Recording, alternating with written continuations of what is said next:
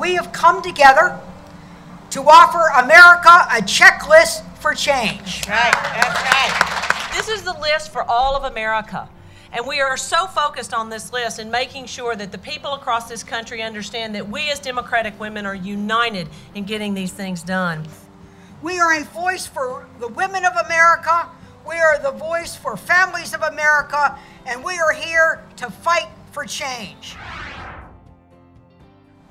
To everyone's surprise, in this year, 2008, women are still earning 77 cents for every dollar our male counterpart makes. It's time to put our lipstick on, square our shoulders, and suit up and fight for change. And that's what we're here to do today.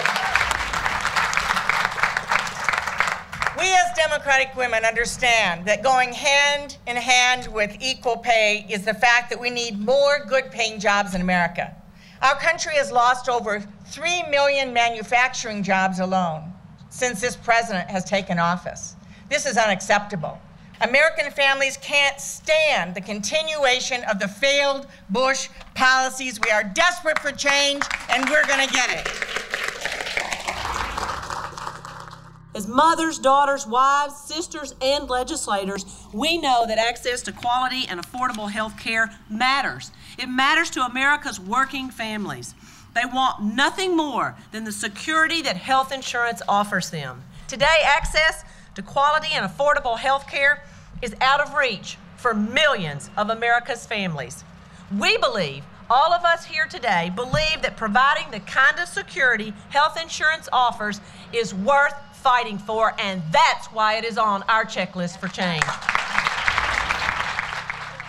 This administration, time and again, has ignored those families who have sacrificed so much and those men and women who have come home to all of us.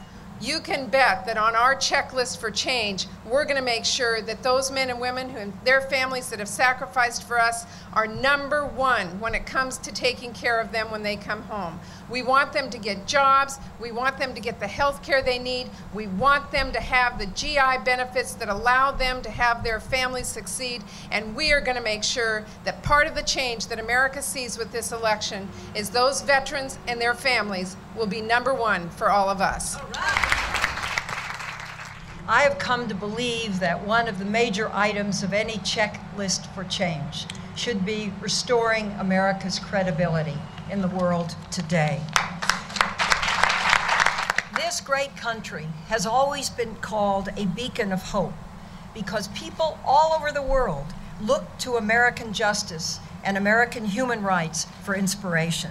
But now that beacon has been dimmed. So in 7.5 years, America has gone from a nation embraced to a nation often tarnished. Yes, the time has come for change. The time has come to restore this great nation's credibility as a moral and a just nation, dedicated to liberty and to justice. Thank you.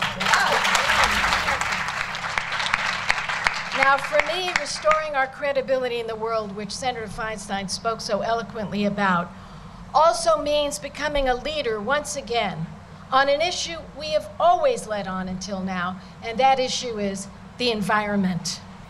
We must reverse the anti-environmental policies of this administration and do it as fast as we can before the damage is so great, before the window to act has shut down.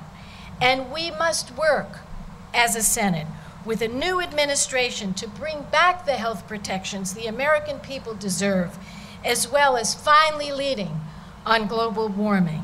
These changes are coming, and we owe nothing less to our families, to our children, and to our grandchildren. Thank you very much. I want to talk about our energy policy and energy independence. Obviously, the energy crisis is no longer a future problem. It is today's problem. It's only about what we are going to do in the future to protect America's future and to act aggressively. For too long, the energy policy in the United States Senate has been stuck in second gear. by those who don't want to make an investment in renewables. And it has been stuck by a White House whose only direction for an energy policy seems to be in reverse. Well, the Democratic women are here to say that we are going to change the agenda. One item on the top of our checklist is a FEMA that will work for America. We will have a FEMA that serves as a partner with individuals and businesses to rebuild their towns and cities, whether it is in the Gulf Coast or in the Great Plains along the Mississippi or in Iowa or in Sacramento. And we cannot wait much longer. People's lives and futures and dreams have been put on hold, not really through any fault of their own, but because there is a federal government that is stuck, that does not believe in being the muscular, bold leader that it needs to be in times of crisis. We want change. We want a different approach. We want an approach that does not waste taxpayer dollars, but uses it wisely to help people gain their footing again. So this is on the top of our list for change, a FEMA that works. Not only do we need competence in the way that we execute government programs, we really need competence in the way we spend taxpayer money. This administration and the other party has taken spending to a new art form. They have driven us into an economic ditch.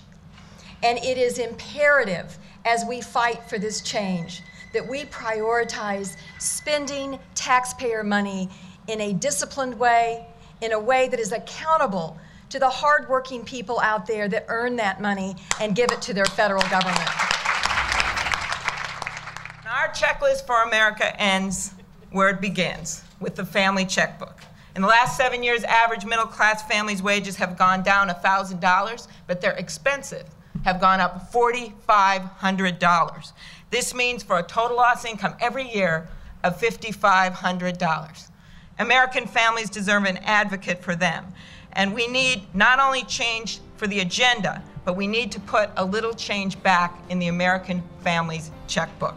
This checklist for change is from a group of women, all before you today, that know what it's like to balance the family checkbook.